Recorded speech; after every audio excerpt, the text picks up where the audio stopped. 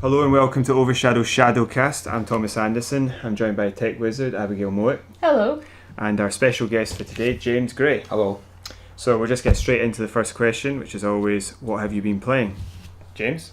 I've been playing The Legend of Zelda, Breath of the Wild again. Love that game. The only game I can compare it to in terms of my top tier games is The Witcher 3. In terms of games that I've mostly been immersed in, this immersion for me is one of the most important things in a game. Aye. And Zelda's just, I can't stop playing it. Well, I can't agree with you more on how important immersion is when it comes to playing a game, but especially a game like that. I mean, you said you've played it before, so... Several times. So, what is it about you then, well, not about you, what is it about the game that the immersion, what makes it so immersive? Just, I think it's a lot to do with the environments and the music, and just it's hard to kind of explain until you play it. But like, you just be walking through these plains, and they just play just a few piano, just a few wee notes, just not like a full on soundtrack, just a few notes, just when you're walking through this plains and the ruins, and it's, I don't know, it's just, I just love it. To some people it might be boring because you can walk for quite a vast amount of time without coming across enemies. Like sometimes there'll be like a skull chest where it only opens once you clear out the enemies and you get a weapon or some precious stone or a gem or something like that. But there are not loads of enemies crammed into every environment. It's not like that at all. They're purposeful enemies. They're not just thrown people just for the sake of it. They've kind of given you time just to enjoy what you're doing, like enjoying the journey, instead of just being distracted by massacring things constantly. Yeah, I know you were saying to me the last time we spoke about it that you discovered something new every time you played it. Because of the, is it 120? I think there is it 120 shrines in it? Which is right. Each time you clear a shrine, you get my mind went blank. But anyway, when you gather 4 of these orbs, right. Once you gather 4, you can either upgrade your health or upgrade your stamina. Right, okay. Which your stamina is actually really important in that game for climbing. Yeah, I've seen the multiple stamina rings. Yeah, which is really important. But like the first time I played the game, I found all the shrines anyway. Aye. But I'm talking about just little ruins or chests I haven't came across before, or even side quests, because I've not gone through it all and done like every single side quest, but I'm still coming across little quests and stuff I didn't come across a few times. Games which are really immersive for me, you can have those elements where you just... It's layered. Yeah, where you can just walk through the same area and it looks different than the last time you did it, even though it's supposed to be the same. Right. Sort of like if you were to go for a random walk one day, even if you've been round, like we have a loch nearby, if you went round that, it would be different from all the previous times, even though it's the same.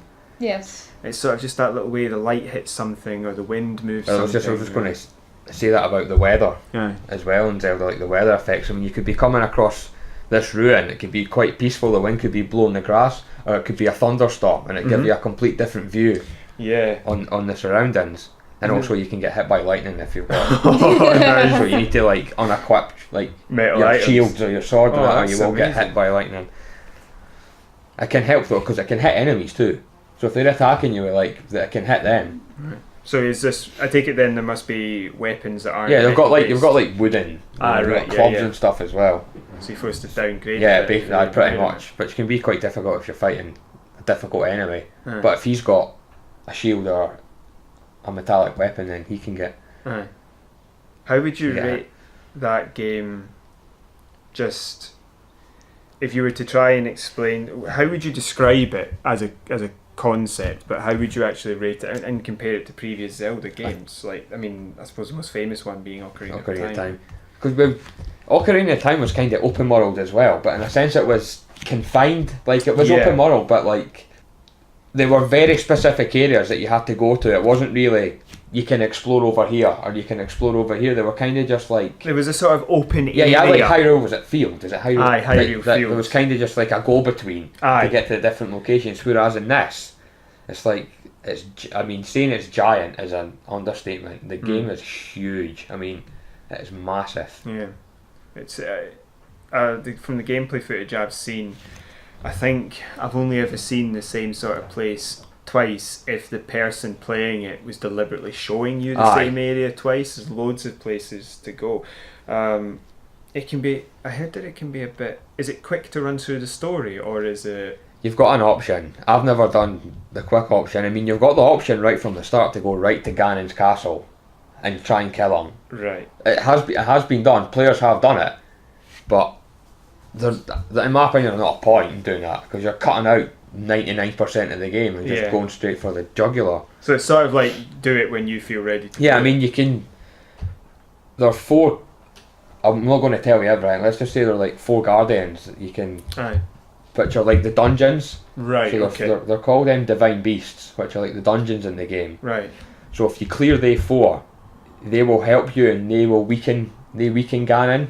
Right. So the main quest is to do they 4 dungeons, which are the divine beasts, and then you can go for them. But I mean, you can do one of them, you can do 2 of them. It's really up to you. All of them, yeah. It's really up to you. But if you're like a completionist and you really want to get the most out of the game, you want to do everything you can in the game. Does it get those same feels, to use a more modern phrase? Does it give you the same feels? Nostalgia? Do you mean like nostalgia? Yeah, well, no, not nostalgia, but sort of in a way. Does it give you the same feels that... evoke the same emotions, maybe that. Yeah, that's a good way of phrasing it. I can't believe you came up with that and I didn't. But does it evoke the same... I do actually have a brain between my ears. You do realise that, right? Can I plead the fifth?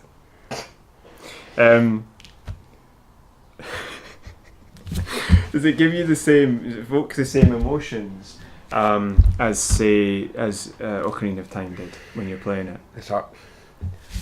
It's not going to be the same in terms of thing. Playing it, yes, but in terms of like, if I was to switch on Ocarina of Time now, then it would give me complete different, just because of like memories and the nostalgia playing it. But like in terms of the game itself, like with no memories or stuff, it definitely did. Right, okay, that's good. It hits the same. When you were talking about the open area sort of stuff, I don't know if it keeps this for the free DLC, and we'll get to this after I've asked this, but you were sort of reminding me a bit of a game. I mean, it's making me think of the game Kingdoms of Amalur. We spoke about that a lot, but I've never actually played it. No, I actually really like it. I'm not sure why. What is it? It's a sort of kind of open world RPG. It's not sandbox style. It's too much sort of areas in it. Right. But it came out at the same time as Skyrim, so it was a fantasy RPG. Released at the same time as the world's most famous fantasy RPG. They just set it up for slaughter. They actually sold a lot of copies. They just didn't sell enough because they put too much money into developing it, and a lot of people didn't like it because it was designed originally as an MMO. You could tell, because you brought it round once, and I watched you play it for a bit, and I'd never played Diablo, but it kind of looked a wee bit. It does look a bit Diablo-esque if you were zoomed in a bit, yeah. But it was the areas which are, you go to each big fifth of the map is a type of thing. So forest, desert. Yeah, that's like Zelda sort as well. You've got like desert stuff. Yeah, but each of those areas is then split into 4 or 5 or 6 sub areas, which is essentially just a big. It's basically a big circle, and then they've changed it into a different shape. It doesn't feel like it's all interconnected, but it feels like a series of rooms rather than a big open world.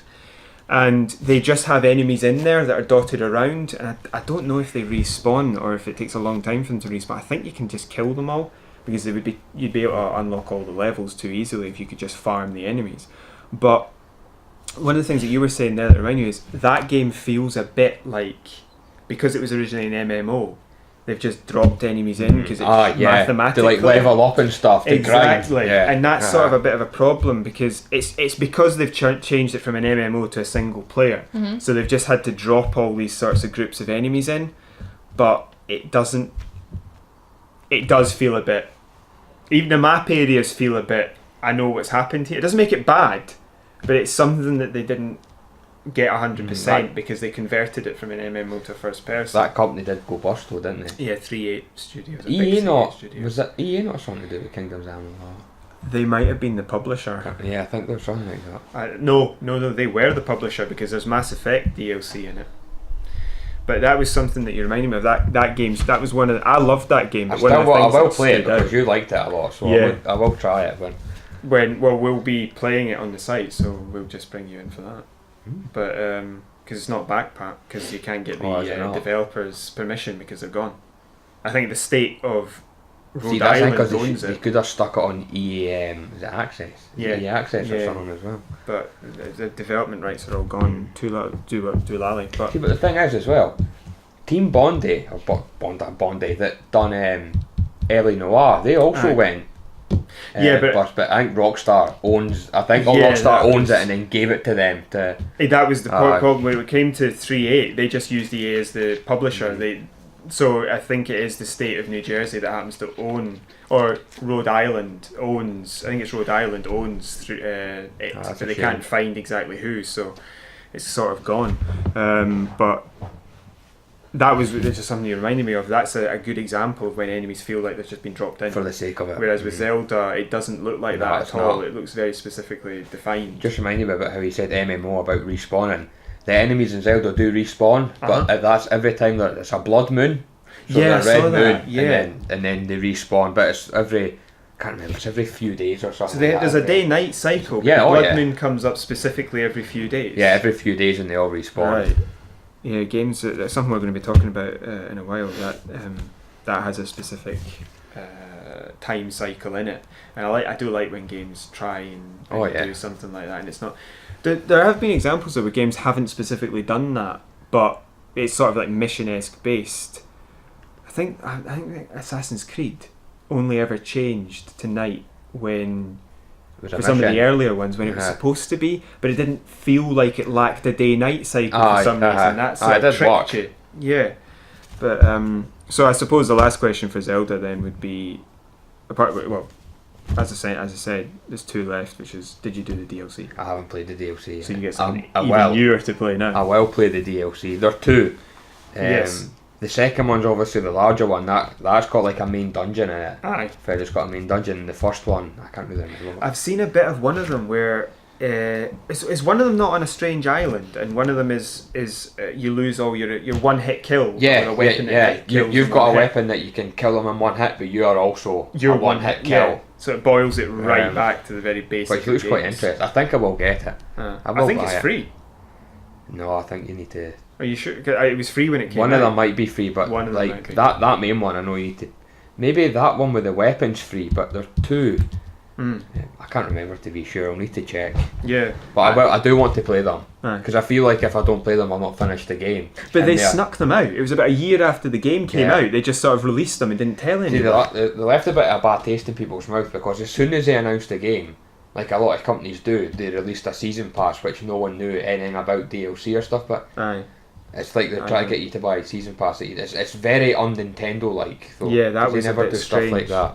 But at the same time, you're like, oh, we're getting DLC for this game. Nintendo don't really follow trends. They seem to follow their own mild insanity. Yeah, they do. See, in a sense, they try to say they're not competing with Sony and Microsoft, but they're in the same market.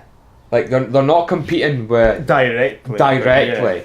Yeah. They're not trying to pull people from Sony or from Microsoft, but they are in the gaming market. Yeah. But they do follow their own path. I like it. It would be based on personal finance that if you had to pick between those. If you couldn't afford to get a console. But if you could afford 2, you'd pick the Switch and one of the others. Probably the PlayStation, considering. Exclusive-wise. I mean, I prefer the Xbox a lot, but that's your Halo and personal Gears preference. Isn't enough for somebody to choose over Yakuza and all of the other games that PlayStation has. So I can't really. Even when PlayStation lost certain exclusives like Final Fantasy, they didn't really lose out because they had so many others, and Nintendo just dropped all theirs. See, that's where Nintendo's strengths are. Is you want a Nintendo game. Xbox. Dropped. Yeah. But if you want a Nintendo game, you need to get a Nintendo console. That's it. Then, like that was that was pushed through with do you remember the Wii fiascos, where the Nintendo Wii had some really great games and a massive amount of detritus. Oh god, a massive amount of shovelware. Absolute rubbish. And it's sort of like, you remember what they did with the E.T. Atari game, where they buried it in the desert? That's what you were doing with the Wii downloads. You were just burying them in the desert. Whereas Wii U was a case of, here's a few great games, nothing else. The Wii U, in my opinion, is just a very unrefined version of the Switch. Yes. It has like the handheld controller. It's basically like a prototype. It's a proto Switch, yeah. I don't even remember when the Wii U was even launched, because that just seemed to happen. A lot of people thought it was. Oh. A lot of people just thought like the gamepad was an attachment for the Wii. They didn't actually know it was a new console. They just thought, because they didn't market it or anything. They didn't do it properly. So I remember when I was like, right, I'm actually going to get some new games now. I looked to find games for the Wii, and then everyone was talking about Wii U. I was like, what? It just happened. It did spring. That wasn't just you not paying attention. That did actually just spring. It just happened. But the Switch was completely different, because they came up and they said, we've reinvented Zelda. Yeah. Because they took out the sort of dungeon expansion element where you get the new weapons. Like, do-do-do-do. Yeah, like the noise. Like Ocarina of Time, a bow was a special weapon. You had your bow, you had your master sword, you had like a boomerang, which if you cleared a dungeon, if you cleared a dungeon, you get one of them. Whereas in this, you start off with where basically you can get you access to straight away. Because the weapons, they've got what's the word I'm looking for? They basically shatter, durability, which is good when enemies respawn. Because at the same time you beat these guardians and really difficult enemies in the game that have like gorgeous weapons, and you don't want to use them. But you can buy houses in the game, and you can buy like wall mounts. See, now this I didn't know. I didn't know you could do that. Yeah, well you can buy houses, and I think there's 2 in the game, different villages, and you can get wall mounts. So for the shields and weapons and that you don't want to smash into pieces, like the rare ones, you can actually mount them on wall, like in the house. And I love just going in, and I'm just looking at like a great flame blade, and it's like got fire coming in. I just love going in and looking at my weapons. Oh, I tried to do that with Fallout 4 and everything's floating half an inch. Oh man, look at this beautiful, what?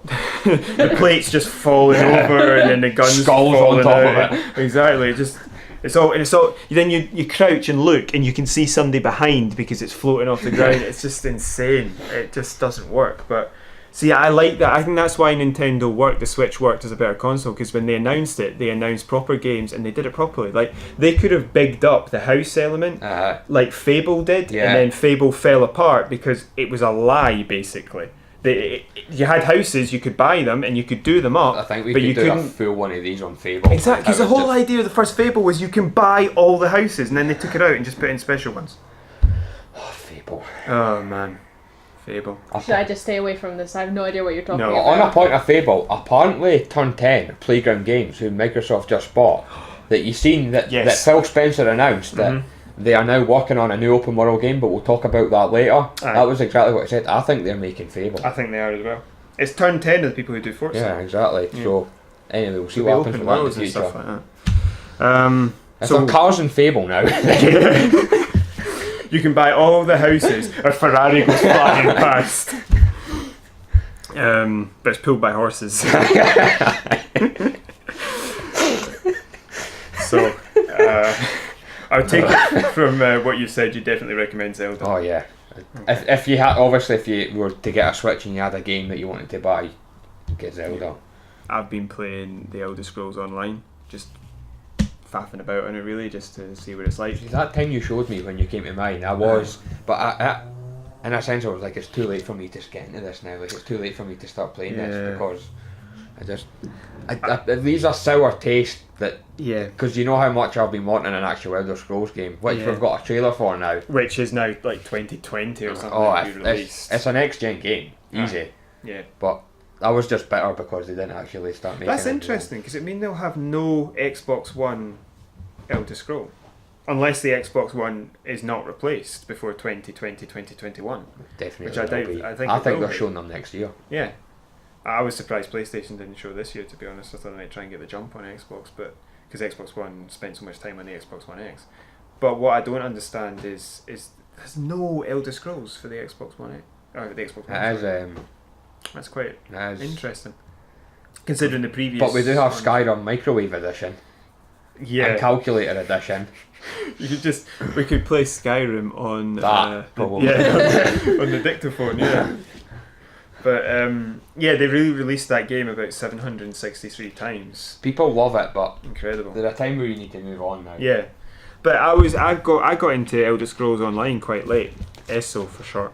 I got into that quite late, and it's you can play it first person or third person. It's a common MMO, but you're directly in charge of the attacks. It's not button click. Yeah. You use button clicks to use special abilities, but your attack and block is completely controlled by you. You control the dodge. So it's a bit more in control than some of the you might felt with the previous ones. Like World of Warcraft was I never played that. Yeah, I missed that full. It was you were way far back, almost like an RTS to a degree, but you were directly in control of some abilities, but it didn't feel like you were properly fighting. But this first person, you feel like you've only got a few powers at once because of the Xbox controller. It feels more like you're straight in it. My problem with it though is that while you've got a big world to explore and it looks lovely and you can do all the crafting stuff, not quite as in depth as the other stuff. It's not as in depth, but they've complicated it to make it feel like that, which is just annoying.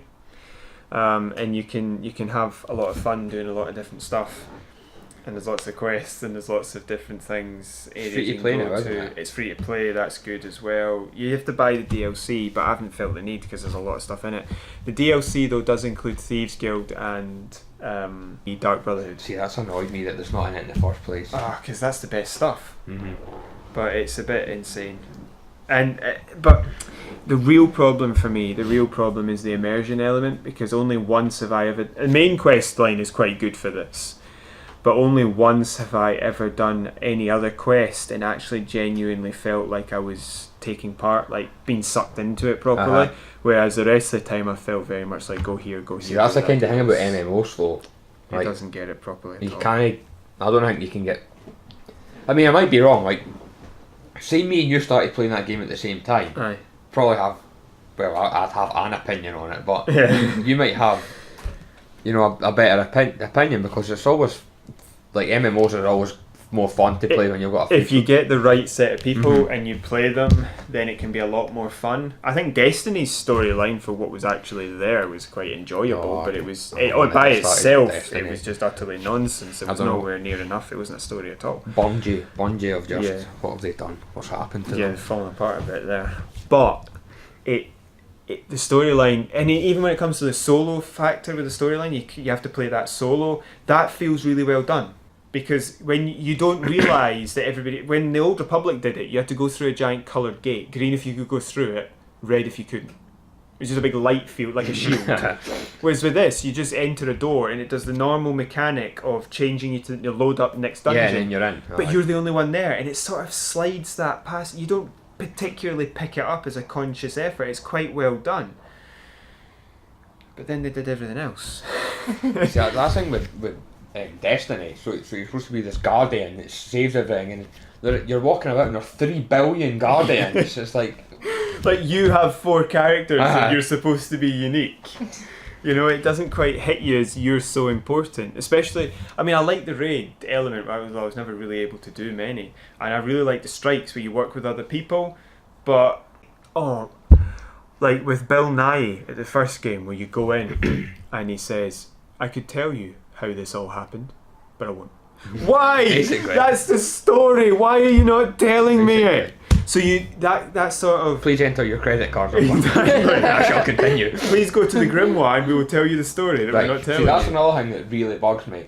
It's like they've stripped out the story. It's like, go online if you want to learn. It's like, why not just put it in the game? It's honestly like they've designed it for the sort of 12-year-old that doesn't want to actually go and see story. They just want to get to the shooty, and if you're grown up, you'll put in the effort to go. And that's just silliness. Just cater for the people who can afford to play the games without getting grounded. Like, I know we've gone off topic talking about Destiny here, right? But the gunplay's good. Yes. The environments are gorgeous. Environments are, but apart from that, it feels soulless. It's like, That's part of the problem, because it feels so soulless. You pick up on the fact that you're supposed to be special, but there are billions of you, and no, you're supposed to be dead at the start of the first one, and it revives How many you. bodies were lying there? Just explain that. Just explain. And also, see, when you go looking around all the cars, there aren't that many dead people in there. So why was my body mysteriously okay? You've been dead for a long time. How long? Follow me. And it does. That's sort of part of the same problem with Elder Scrolls, is that you notice some of the ridiculousness of it. It doesn't pull you into the immersion as well. The story might be much better in Elder Scrolls as in the immersion, but it's far too short. I've only done like 5 missions. I'm already like over halfway through. It doesn't pull you in. It does it the same way. There's one mini setup mission followed by a big mission, and that's it. And you do that like 5 times, and it just. The story itself really is gripping me to a degree, but it's not. They're not doing it properly. And then when it comes to the multiplayer aspects of it and the Citadel, like where Oblivion was originally set, there's a multiplayer element where you fight against other actual players, with actual players in a proper war style campaign. Crucible. Yes, and you've got to try and take castles, and you can use towns and cities, and you've got to use. Actual siege equipment to get in, and then they've got the other element of stealing the Elder Scrolls and taking them back to your super secret places, and that's how you also win. But unless you are playing on the champion server with all the 700 ranked people, there's no one there. I went in once just to test it before coming on this, and I genuinely, one team had just taken over the map because nobody else was playing from the other two. And it just, I tried to take out a city by myself with this piece of siege equipment and couldn't do it because one guy turned up. But this is the point. You can't fight the NPCs because they are so overranked to deal with hundreds of people. So they're and monsters. You can't fight them. So it feels like that a lot, like it's designed for hundreds of players and there's like 4. That happened with the Old Republic as well. I remember, I'm sure I told you this once, there was 3 instances of Tatooine, and the player count in the top right hand corner for the instance I was in read 0. On the entire planet of Tatooine, in that instance I was the only person there. But they were spawning in the enemies to deal with hundreds of people. Same problem here, there's not enough people, so you're fighting hundreds of it. And the battles, while you feel like you're actually in an actual fight, it feels like you're in a fight that's lasting 400 years. Because it's designed for something that it just like you're sitting there, spell, javelins of light, spell. 4 hours later, oh, you've died. What's the loot? 1 piece of leather. That it's just it doesn't pull you in properly at all. They've also done the MMO thing of we can't bring it in immersively, so we're just going to overpower it with complicated things. So you don't just need the metal to craft something. You now need the metal and the armor trait piece. And if you want to give it a special ability, you don't enchant it because that's gone. Enchanting is for making runes, which you then put on stuff. But if you want to give it a trait of an enchantment, then because you can do 2 things. You can add a rune, like increase health by 800 points, or you can enchant it so that it does. So you can only do one or the other. No, you can do both. But the other, like the weapon enchantments, are things you build into the piece, or the weapon or armor enchantments, and it can be like increases enchantment effectiveness by 50%, and that's then the rune. But the really annoying thing about that is you need the armor trait for the race, for the style of armor or weapon. You need the metal to do it, and then you need the actual trait jewel to make the piece. So it's just overcomplicated. There's also the reason I actually got it in the first place, which was I wasn't entirely into it. I played a bit with my brother, but he didn't like it, wasn't going to play anymore. I was okay with it, played it on some of the free weekend plays.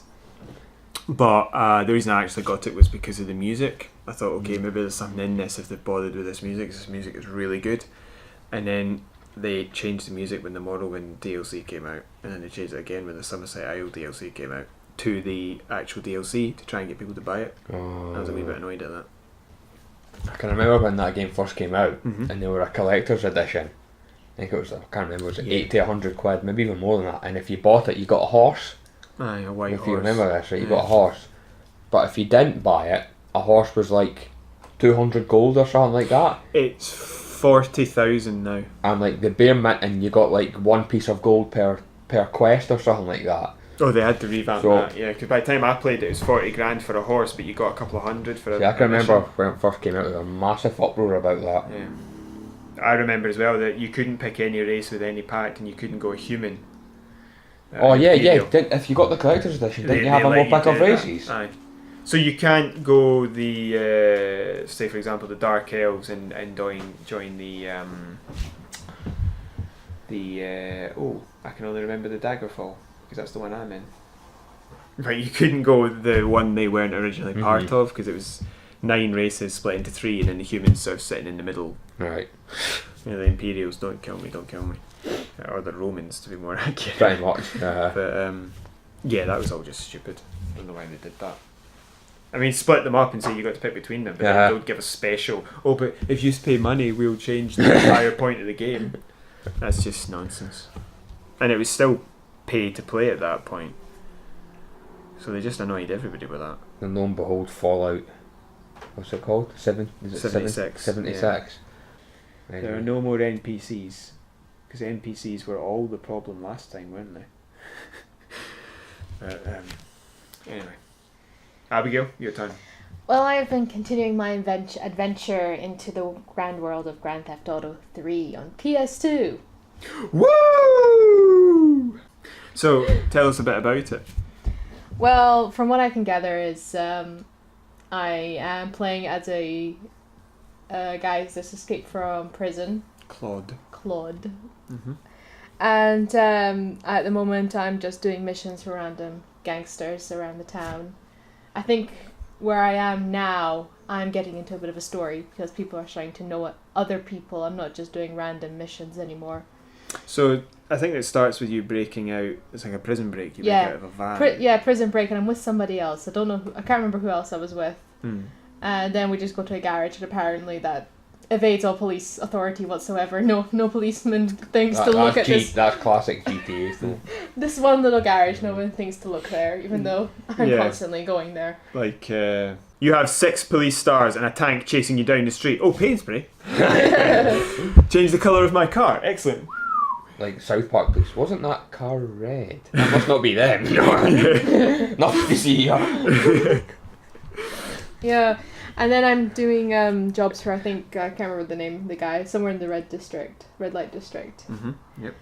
And because I think it took me so long to actually find a gun shop. Ammunition, yeah. Yeah, ammunition shop. Yeah, Because you had to help me with that. I think we talked about discussed that last week. I had to on video chat. I had to help you find the gun shop because the map. Two things which is driving me crazy. Well, actually, a few things that drive me crazy about this game. One, I constantly have to go to a location to save. Yes, you have to go back to the save. That is annoying. That is the dumbest decision I think anybody's ever made in a game because you're at one end of town and you have to go through the entire other end of town just to be able to save a mission and then go back to that area to start another mission. Yeah. Vice City's the same. You have to go to the hotels and stuff like that to save it, isn't it? San Andreas, you have to go back to your house and sleep, and the same for GTA 4. It's GTA 5 where you can save wherever you want. Finally. So I've just got to get another. What's the oldest games console you could play GTA 5? That's not the most recent one, is it? No, it is, yeah. Oh, jeez, okay. So I have to go get myself an Xbox One. Yeah. But this one, yeah. Yeah, so that's driving me a bit doolally, but also the fact that whenever I go to do a mission, the map is so small. Like it's literally the mini map. The mini map. It's probably twice the size of a 50p piece in the corner of the screen. And then you think, oh, I'm really, really near, and then it sort of zooms out slightly, and it turns out you've got like another street to go on. You're like, I think the problem with that is that there's no menu map for 3. You can't just so you cannot see for us. And God help you if you even tap a light post, but that just crunches your car. Yeah. I was particularly bad in 3, where if you sneeze in the direction of your car, it detonates. They improve it steadily as it goes, and now it's much harder to destroy your car. You've got to like fire a rocket at it or something now. You can't just... I think it was still 4. You could still just bash it off of stuff and then it would stop working. But it wouldn't detonate. In this one, it just, literally, if you hit it more than like about 4 times, it will just go on fire, and then you have to get out, and then that's the mission failed. It's San Andreas is the last one where the car goes on fire and you've got to bail out.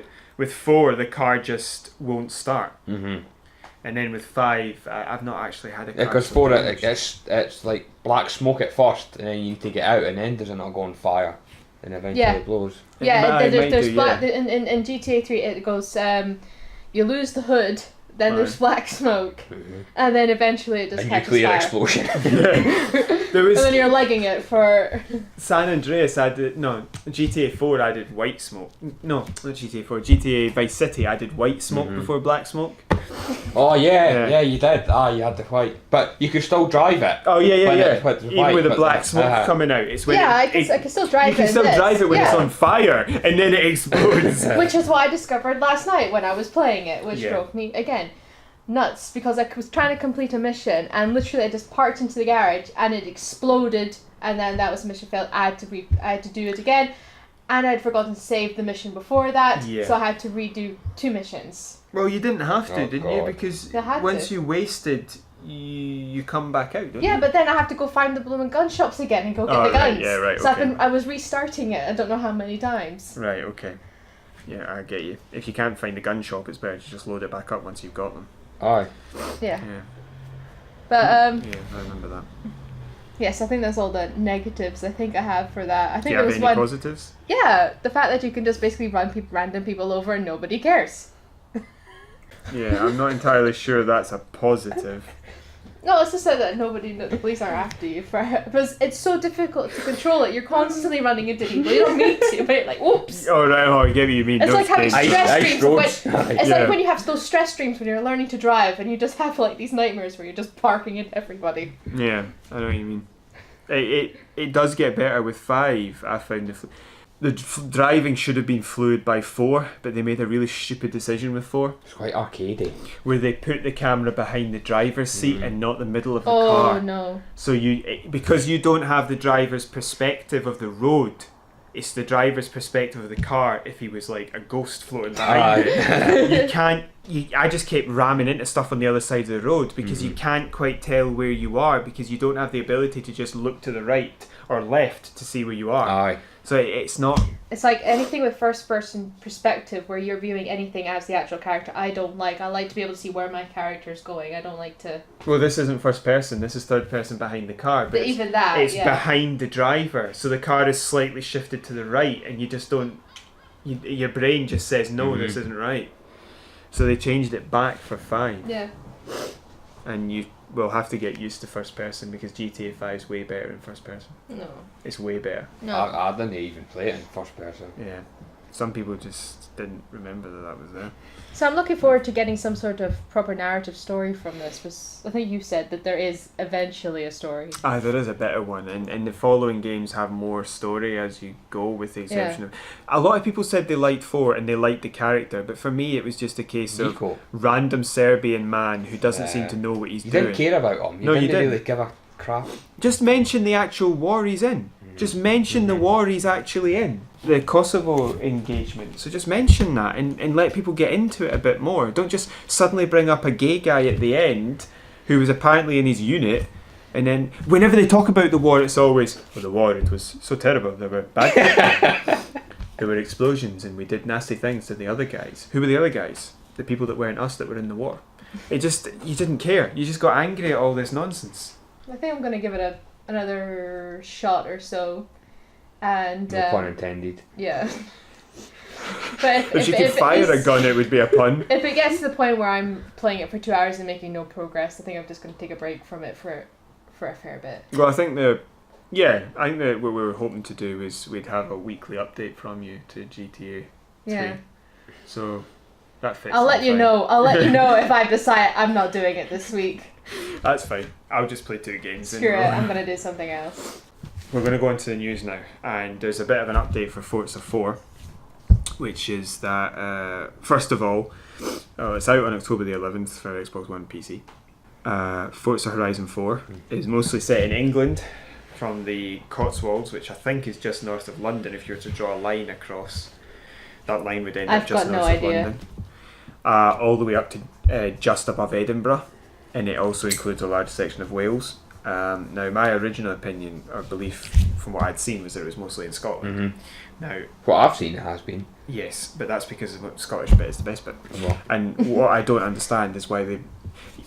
It's a simple fact. If you want the most beautiful scenery to drive around Scotland. in, you go north of Edinburgh, not south of the border if you're Mhm. making that decision between the two.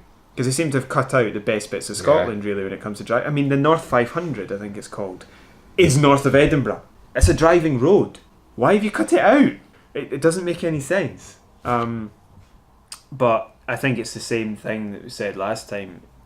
This is the first time, and I don't even think they've realised it, but they've set a Forza game, I think, in more than one country. Yeah, I think, yeah. I'm not sure about the second one. Was that all in France, or did it cross to Italy? Or was it all in Italy and did it cross to I can't France? remember. I think it was in one country. I don't think it was in two. It definitely wasn't in three. I'm pretty You're sure talking it about wasn't in three. specifically Horizon or Forza Horizon. just Forza yeah. in general or Horizon? Forza Horizon. Because all the Forza games will be based in multiple countries they're because of where the yeah, tracks 'cause the are. tracks. But I don't think that they've based one in more than one country, and I doubt it would be 3 countries. But they've got Wales, England and Scotland, and I just think that that's because of the UK ubiquitousness that sort of eats up everything else. You can't be anything else. Mm-hmm. Yeah. And I think that... Well, that's the way that I think pretty much most of the world view us, is that we're just one massive country. We're not a mass of countries. Yeah. Yeah. And I think that's part of the problem here, is that this game would have been even more beautiful if they had actually just made it about Scotland. Yeah. But they just don't. Either they didn't think about that, they wanted to make a game based on England, or they didn't think one of the countries would be enough for people. Well, that's nonsense. I mean, just ask the French. Don't ask the Australians. Why? Why not us? Why? It was the Australian Prime Minister during the last the Indy F1 who said that the forces of evil will cheer if Scotland becomes independent. Now, whatever your viewpoint is on Scottish independence, that's insane. You know, Al Qaeda are not sitting there waiting, just waiting for Scotland to become independent. So, but the French are a little bit more thumbs up on us. I just think that you can base a game in Scotland and you can get away with it, but nobody seems to want to do it. I was quite excited for Forza Horizon 4 when I thought, there's a lot of Scotland in this. Yeah. To be fair, actually, the rumours were before the game that it was going to be set in Tokyo, like Japan, which got me really excited. Yeah, that's good as well. Yeah, it got me so excited. I never expected it to be in the UK. Yeah. I didn't see that coming. I'm not complaining about it. But no, but could you imagine? To be fair, considering that this is sort of middle to north England, could you imagine if it was just set there? It's basically just flat until you hit the Lake District, and then you've basically got the Lake District, which is Diet Lochs. Not quite Pretty as much. good as like Loch Lomond or Loch Ness, and you sort of sitting there thinking, Let's hear that phrase again. Diet Lochs. Why have you done that? I don't understand. Just have a bit of faith. I mean, we don't really know until we get it how much of it's going to be set. No, but the map size apparently is from just north of London, if that's where the Cotswolds are. I think that's where they were saying it was, and then just north of Edinburgh. That's like 20% of it will be Scotland, 20% Wales, 60 England, and as usual. I just don't buy that as being a good idea. That's a marketing decision, or they really wanted to make one in England and didn't think it would be good enough, which it wouldn't. So. It's just Scotland wins these awards and these competitions about the most beautiful country in the world for a reason. Why would you cut out the most beautiful part of it when you're looking for a world to set a racing game in? It just doesn't make any sense to me. But moving on to some of the other stuff, this will just be a wee update. There's not much to talk about here. Well, there's something. The seasons that showed during the gameplay trailer, sort of cinematic / gameplay trailer, they don't change during a race. They change every week. So you've got spring for a week, a real-time week, and real-world week. Oh, that's and interesting. then a week of summer, a week of autumn, and a week of winter, and then back again. That will mean that eventually you would end up with like 2 winters in a month, 2 summers in a month. That's going to be. Is that not just Scottish weather though? Pretty much. Probably. But I think one of the interesting things is that, well, just to answer that point, is it's not in Scotland. And secondly, That'll be interesting for the sort of people who buy it, get it done in a few days, and hand it back. They'll miss out on different races. Yeah, exactly. The same races, but if it's Forza's weather conditions plays, it affects the gameplay. Exactly, the way they've done it, definitely. There's also they've 72 multiplayer segmented into local groups of 12. I don't know how that's going to work. What that means. You'd have to see something like that because the description's not particularly evocative. A convoy. You won't get any negative interactions unless you allow it. So if someone tries to hit you with your car, they're ghosted, and if they try and appear in your photographs that you're taking, they only appear if you allow them to, so no photo bombing. And the only people who can interact with you is friends and convoy members. That's how you allow them to do it.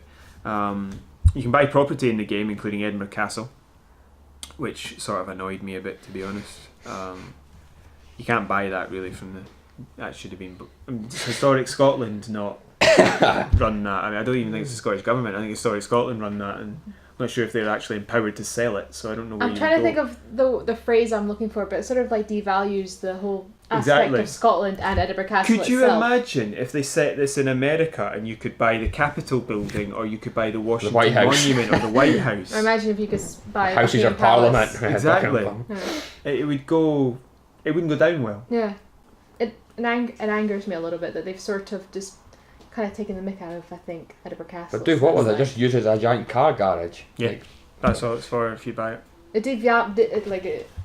No pun intended. I know what you mean. It devalues it, yeah. It devalues it and the culture that it's part of, to be honest.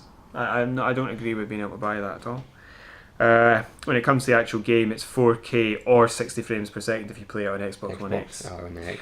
So that'll be the first Forza Horizon game that's 60 frames per second. They weren't able to make it steady. Even on PC? No, on Xbox. Oh, Xbox. On Xbox. Oh yeah, because of the X. Yeah, because of the X now. Yeah. So, but I'm just annoyed. I think this could have been. I mean, I cannot think of many games, if any, that are actually set in Scotland. This really could have conceivably been one, and they've just sort of like. We might get DLC though. Like. DLC that removes the fact you can buy Edinburgh Castle. Maybe that. If that's a free DLC or a patch, I'll take it. But I found that really aggravating. Yeah. Demeaning, I think. That's the word I was thinking of. Yeah. Demeaning. That's a really good. That's really what it is. But it's not the first time that people demean players. The next articles are EA and Call of Duty Black Ops 4. So. We're going to be demeaned a bit more with this. Call of Duty Black Ops 4.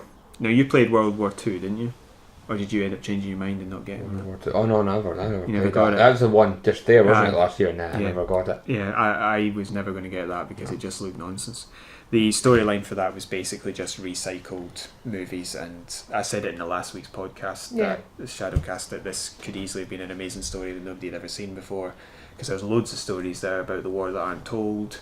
And they've just recycled the America Saves the World nonsense, of course. At least, you remember the original COD, it had the America Saves the World plus Russia actually saves the world. Yeah. They've got so much. I mean, Scandinavia is barely mentioned. You've got Africa, which only comes up if they decide to just do totally ripped the heart and soul right out of the game.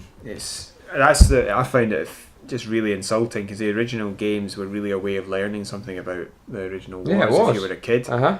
Came out when I was like 12 or 13, so it was really, really good for that, and then they turned around and just tore out the story single player. But here's the thing. They claim that they took out single player to spend more time on the zombies mode and the battle royale and multiplayer to make it better for the people who want to play it. They didn't. They designed a single player and then removed it. Mm-hmm. So they never spent more time doing that. Mm-hmm. It's a complete lie. They're not even they're not a single player in the game. But they bothered to design one. They took it out because financially it was going to cut how much money they made if they put it in. So that's not creativity. It's just greed. Sheer greed. But they're making greed off of war. But I'll be skipping over that one, as I have been for the past. I haven't got one since Modern Warfare. Black Ops 1, I think. Black Ops 1 was the last one I played. I think that was the last one I bought. That storyline was actually alright. Was that the one with Castro? Aye. Yeah, that was. You sort of didn't necessarily see that story coming. No, and considering it's a Call of Duty game, most of which are based on World War II. Aye. kind of interesting you didn't see the end coming for this one. I mean, it's Cold War, so it wasn't World War II, but it was still, they did it quite well, I think. Yeah. They're still doing what GTA used to do, which was bring in the big talent.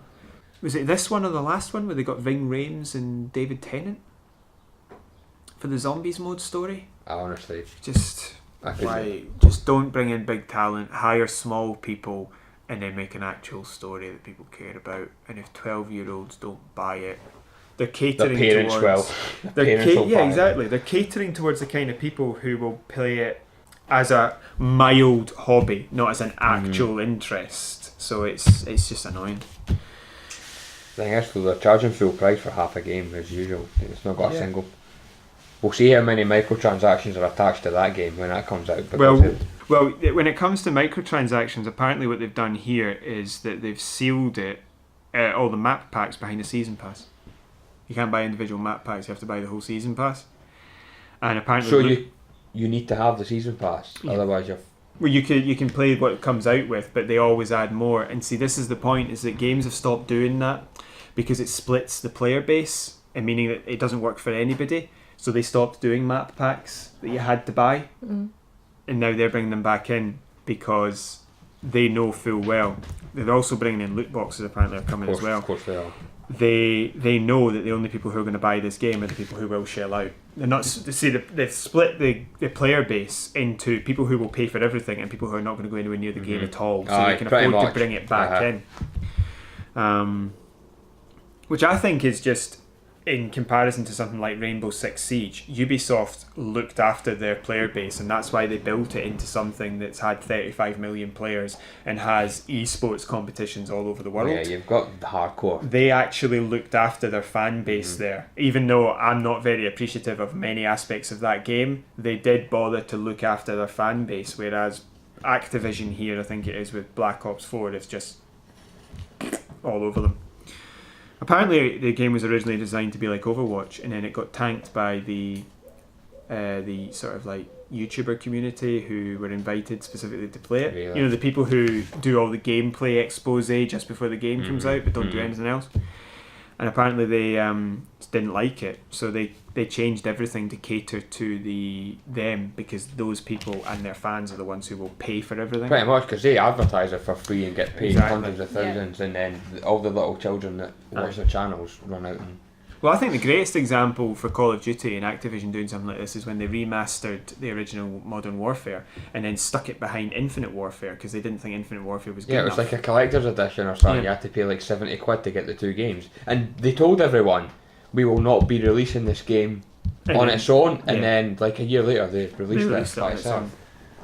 I can't stand them as a company. No. They've somehow managed to pretend to people that they're not as bad as EA. But they are. They've somehow gotten away with it, though. Aye. Well, when it comes to EA, this sums up EA. Apparently, they've removed microtransactions from Battlefield 5. They're not in it, and they're bragging about this. Yeah, which is it's the norm, though. Oh my god! Yeah, they did. I haven't killed any prostitutes today. It's just that's such an improvement. Well done. I know you can't. I can't say the same, I'm afraid. That's why we have patios. I just don't understand why they've done that. They're bragging about it. They're bragging about something that should be the norm. Exactly. It's just stupid. I think in another sense, though, they're kind of like firing shots at Activision and stuff as well. So. But it's... Oh yeah, that comes up actually as well. Is that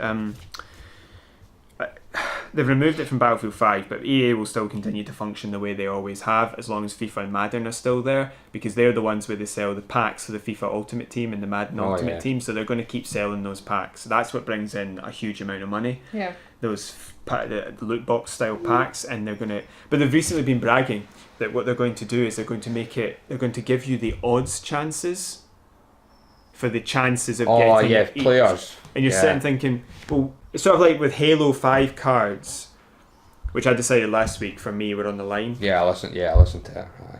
And they were saying we will give you between uncommon and because you've got like your gold, legendary, your silver, and your bronze packs. Exactly. Well, so it tells you what you've got. They're going to give you the odds now on each of them.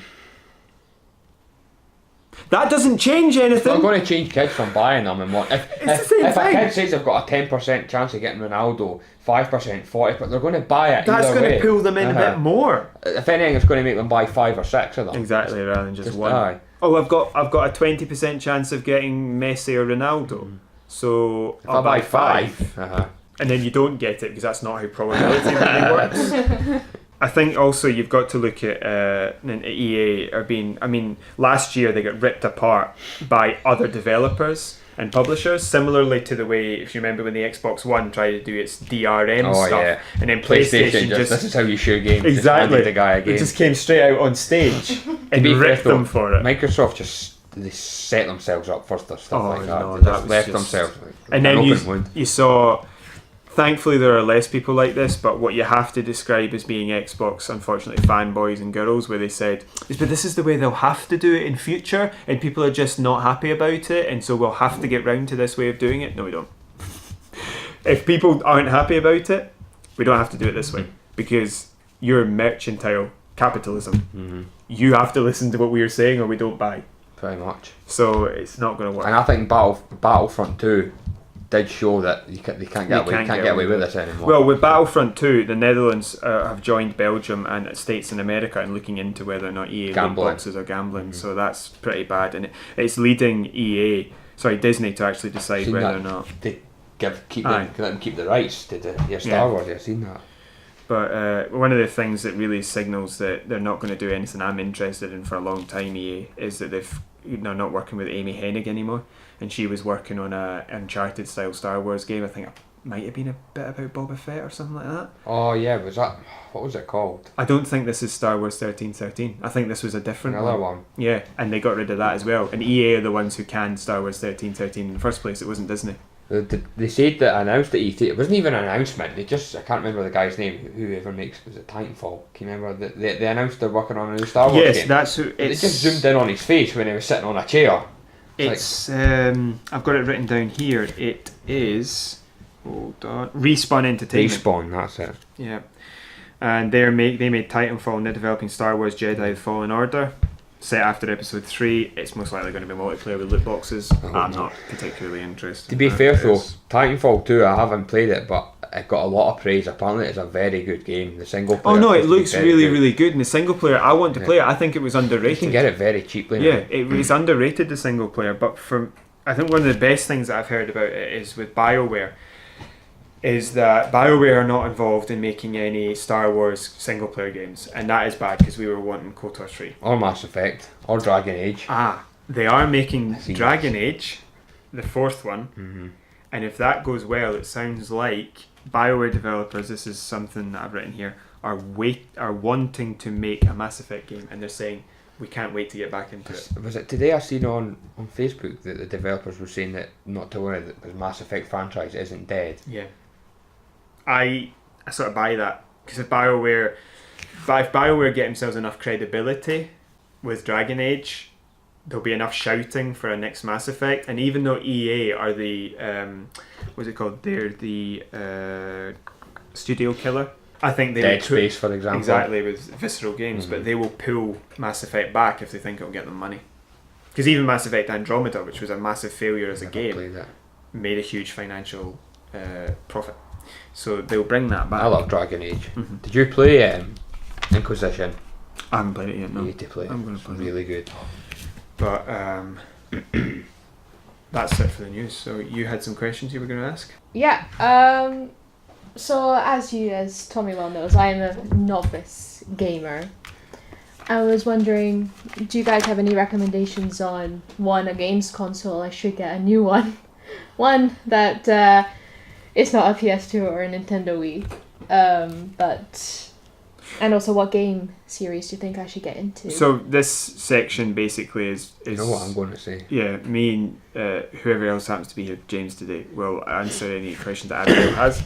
And the whole idea is that if you don't know video games particularly well yourself, you can learn through either asking us a question through email or by us answering Abigail's question. Because I know nothing. Exactly. So I would recommend an Xbox One, and I would recommend an Xbox One because of all the backpat Oh, what? Sorry. Backpat. All the backwards compatibility. I like to call it backpat. Are you saying backpack? Backpat. Backpat, right. Mm-hmm. As in postman. Exactly. And so you can play something like KOTOR, the very original KOTOR, which came out in 2003, I think, and that's What's a that really about? good place. It's Star Wars Knights of the Old Republic. It's a Star Wars single player RPG. All right. I wouldn't recommend it to... No, not to start with. Yeah, it's quite... it's a big undertaking. It is. It takes about 40. It's a Mass Effect-esque game, really, or Mass Effect is a KOTOR-esque game, but it's something that I think you should play. Right. But I think with the whole backpat and the whole game library with the Xbox One, in fact I have an Xbox One and most of my games are on that and we can play together, that's what I would recommend for that. So do you think I'd like that then? Do you? A sci-fi game? Well, no, I think to start with you would have to start with something like probably a racing game just to get used to the controls. Mm-hmm.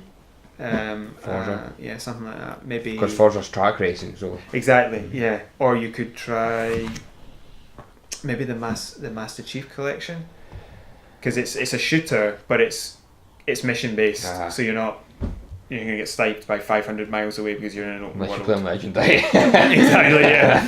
Especially on Halo 2 with the jackals. Oh. You will get sniped from planets away. Yeah, like the other rings. But what about you, James? What would you say? See, it's quite hard because I'd recommend an Xbox as well. Mm-hmm. But see, the thing is, next gen's coming next year. Aye. The new consoles, right, I think, are going to be launching next year. So. But you've got a wee while for that, so it's not like you need to go out and buy one immediately because it'll probably be about 5 to 6, I think, 100 quid. I'm looking at about 500 quid. Aye, for the next one, yeah. No, I didn't get an Xbox One until a few years ago. Mm-hmm. There's no point. You still had games to play. Exactly, so I was enjoying playing the 360. See, I'm torn between, probably would be an Xbox. I'd say a Switch, but they're not a big enough library yet. No. Like there's what they have got some really good games there. Mario, I really want to try that. Aye, but like, do you like Pokemon? No. No, I see. See, when I was a kid, everybody was either into Pokemon or Yu-Gi-Oh. Yeah. I was the Yu-Gi-Oh crowd, so I you never don't got like into Pokemon. Never got into it. See, if that's coming this year, so I'd probably say an Xbox as well. Right. Yeah, I think for me... Because it's just a library, just so many games. Yeah, the only problem for me is the exclusives, is the lack of exclusives, and they tried to sort that with the library they've got with the backpack, but I think... And they've made steps towards acknowledging it with the purchase of the 5 studios and 50 games, 18 exclusives. We're talking about that just now because I've got quite a bit to say on the... Yeah, on you go. I reckon Microsoft are setting themselves up for next gen now with these studios. Mm-hmm. They're going to be next generation games on the new Xbox. Mm-hmm. Halo is definitely going to be a next gen game. Yeah. And they I made think, a brand new engine for it. It's a brand new engine. I think it's going to be an open world game. Mm-hmm. Because in the trailer there were quite a lot of emphasis on wildlife in the trailer. Mm-hmm. I don't know if you noticed that. Yes. And I need to fall back in love with Halo again because Halo 4 and 5 for me were subpar at best. I think 4 was I think 4 was garbage. But I think 5's multiplayer when we were playing It saved it a the bit. custom games we were playing were just fun. Like it's still Halo, but they need to do something now because they're getting. I think it feels. I'm losing love for it now, and I think with this one, making it open world, I think they could. If they are making it open world, that's just an assumption, but I think it's quite a good assumption. I think they'll get a lot of their old fans back. I think that I thought it could possibly have been a you said an RTS. It's just something about. I don't think it is. I know what you're talking about. Just with something that about with the Warthog driving away. I suddenly thought that's very small. But after Wars 1 and 2, which I liked. Aye. I liked Halo Wars 2. Actually, the story for Halo Wars 2 was better than Halo 4 and Halo 5 story. What's his name? No, it wasn't Tartarus. He was Halo 2. He was Halo 2. I can't remember his name. The big brute. Anyway, Big Chief Gorilla Face. Yeah. It'll come to us. Aye. Anyway, yeah. So I'm hoping for, and I think like Ninja Theory, who they brought over, who made Hellblade, that won so many awards. I've not played that yet, that's a great buyout for buying them, because they can make brilliant games. I think Turn 10 are working on Fable, or Playground Games. They're working on Fable, so I think they're working on next gen launch games just now. I think so.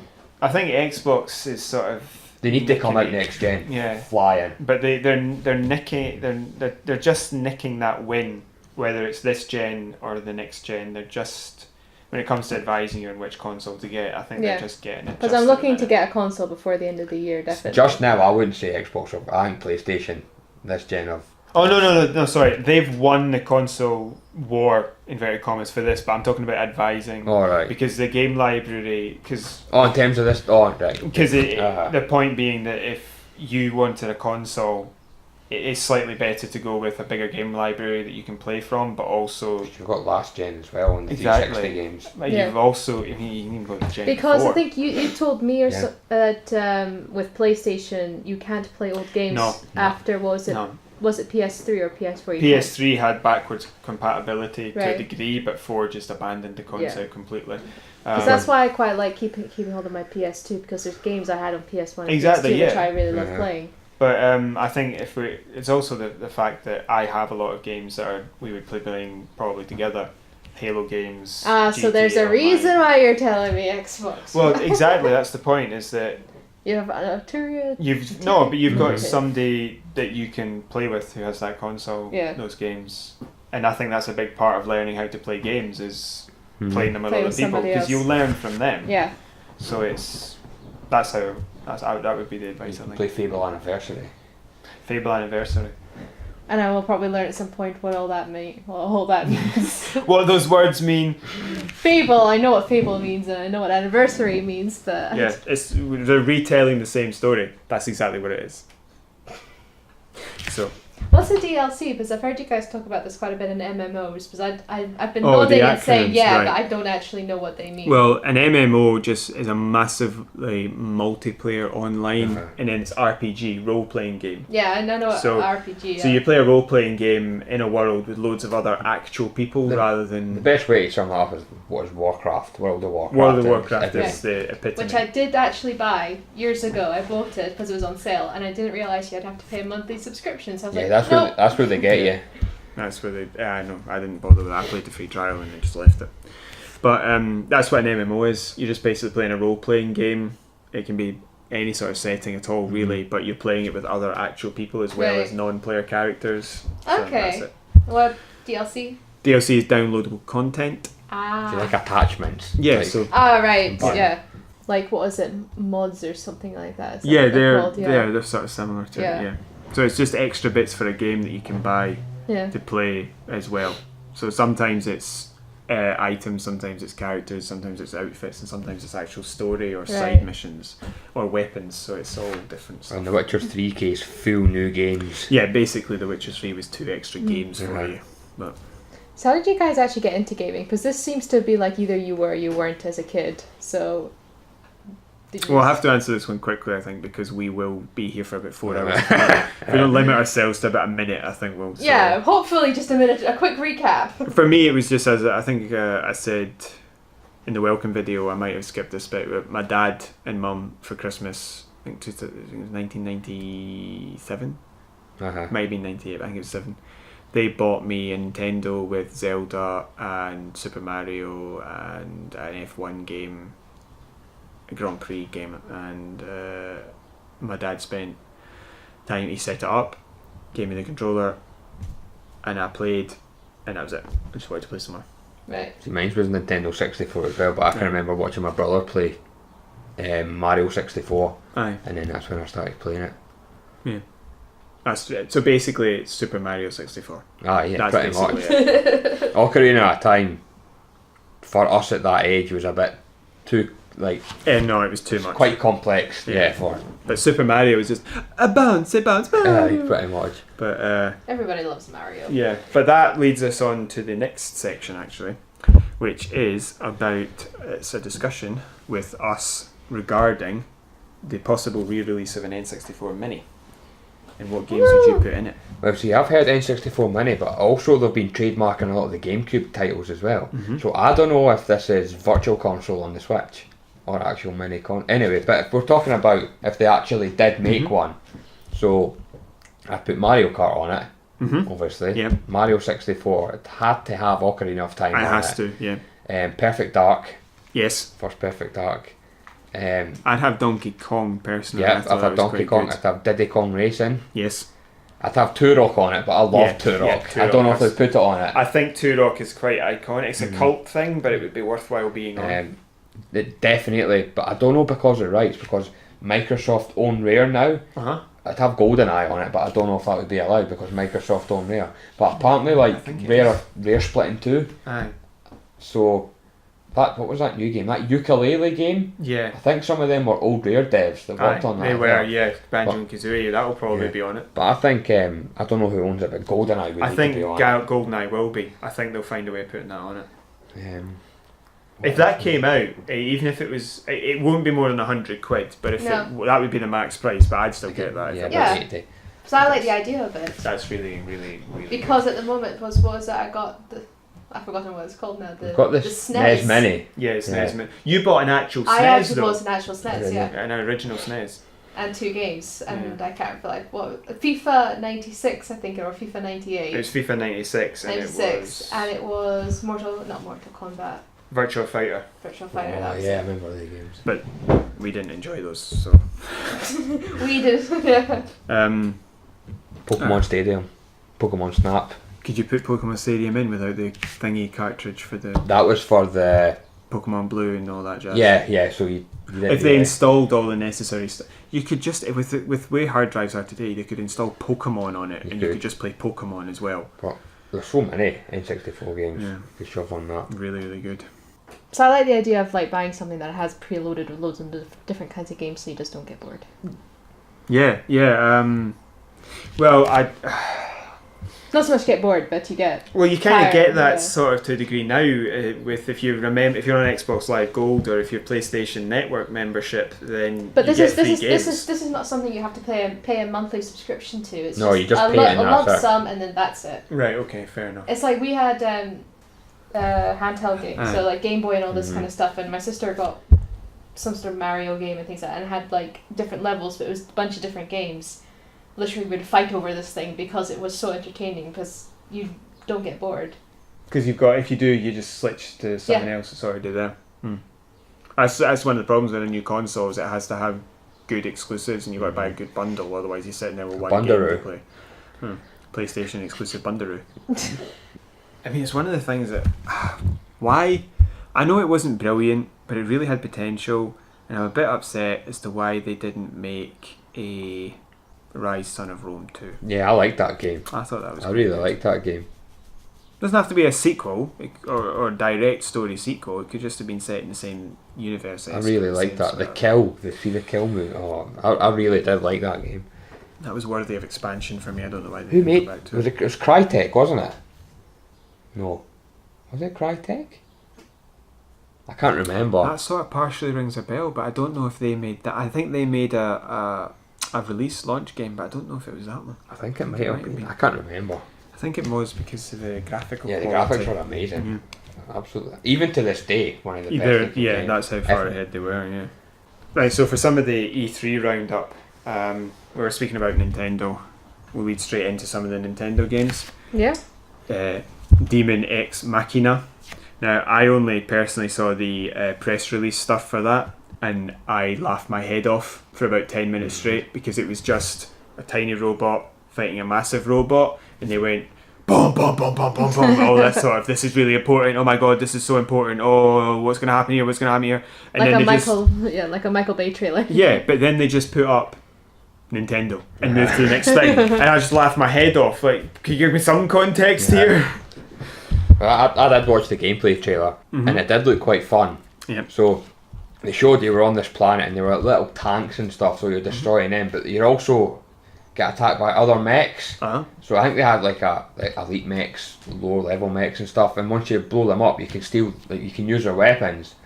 But they're also like a hub area in the ship, so when you go back after the mission, there were quite a lot of upgrade options for like your mech. So you had like, if you found certain weapons of the enemies in the last one, you can now attach them They didn't show everything, obviously, Mhm. but because they actually said they were not allowed to show this and that. Aye.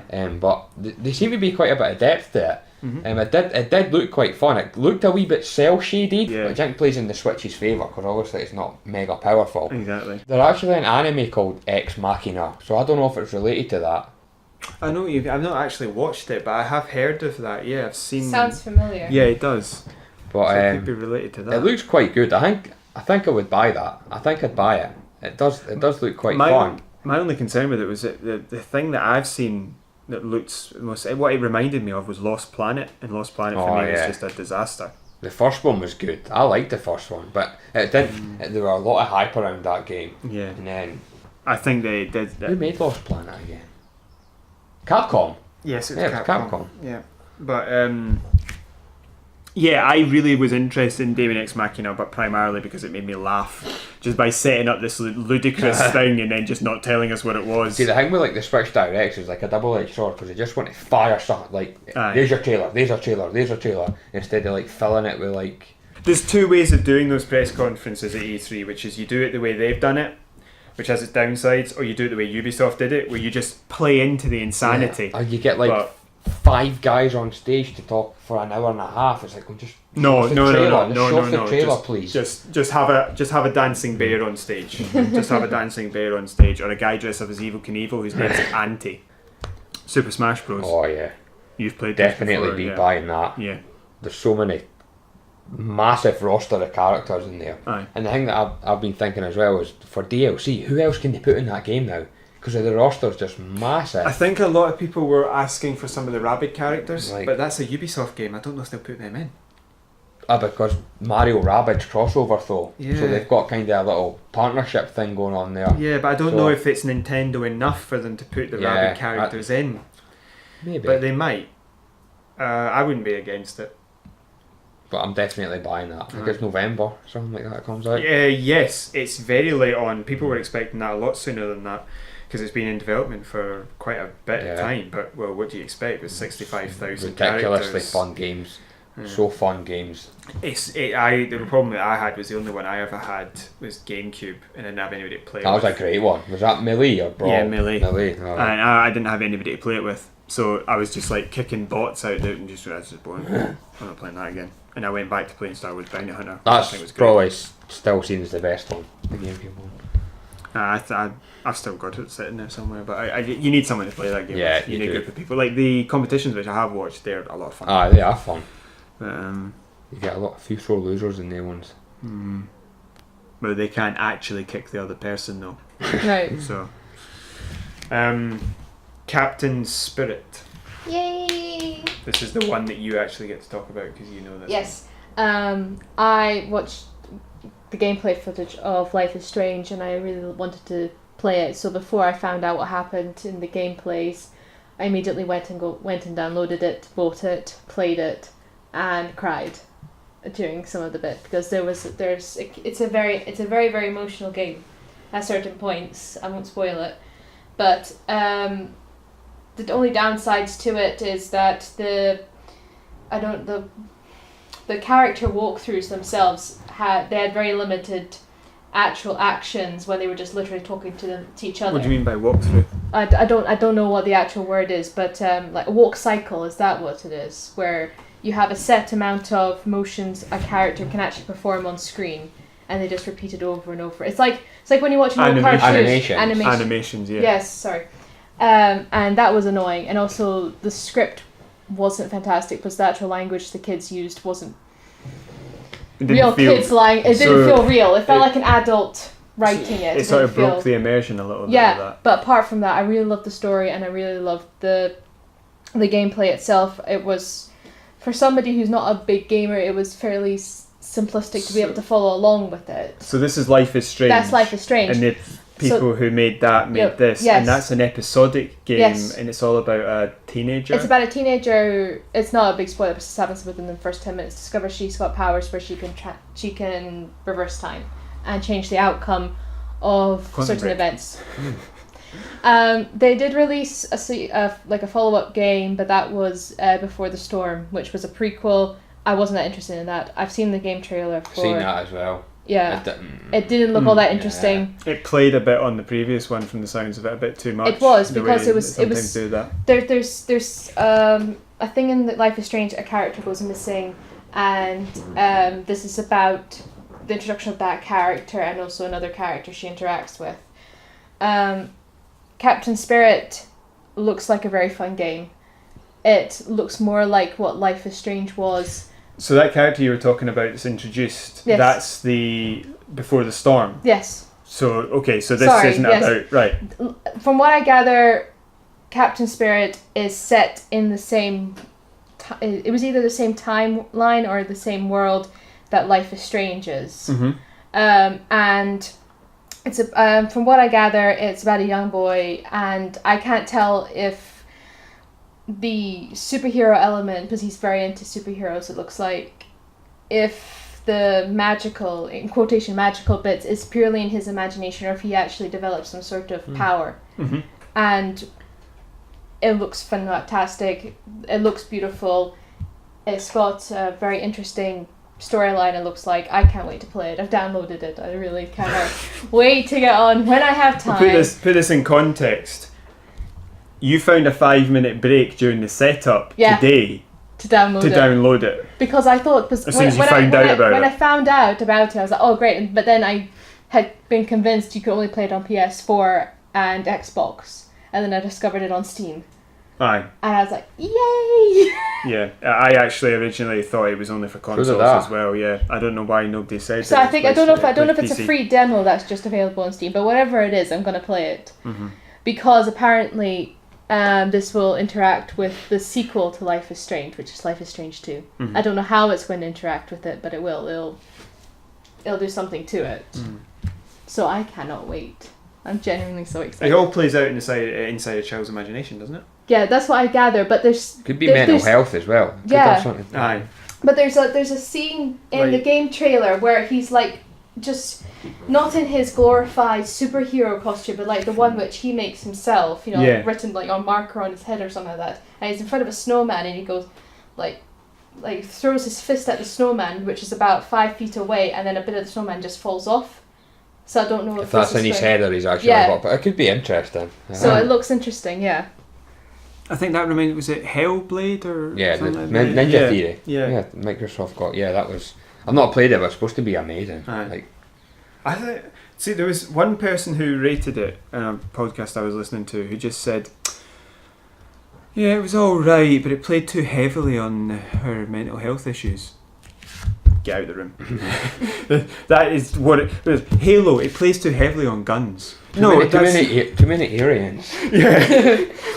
Oh, there's too many conversations in Mass Effect. It's just like, no, that's what the game is. It's like it had its story was too storyful. It's like that person must really want Black Ops 4. But some of the things I've been interested in as well is the remasters that they've been mentioning.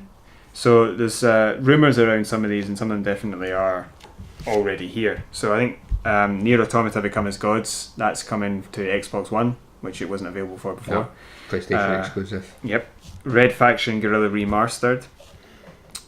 That name is just... There's so many ways they could have gone with that. See what they've done. Yeah. That is already out or is out soon. It's out now, I think. Yeah. And that game is incredible. I've heard Far Cry 3's been remastered as well.